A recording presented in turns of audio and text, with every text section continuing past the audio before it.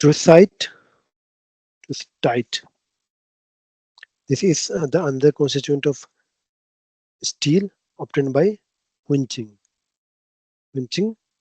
tempering martensite. So martensite, when it is going to be quenched, means rapidly cooling into the water.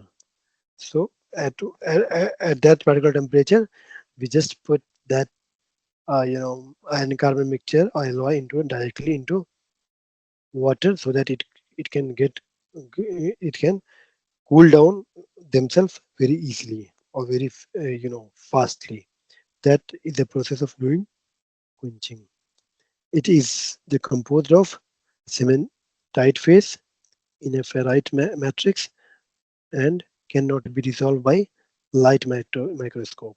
It is a less hard and brittle. It is a less hard, okay, and brittle and martensite than martensite. So it is a less hard and brittle as compared to the martensite. It is a less brittle and less hard.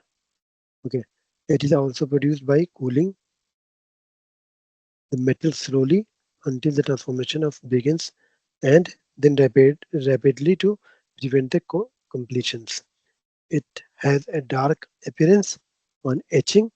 It is a weaker than martensite.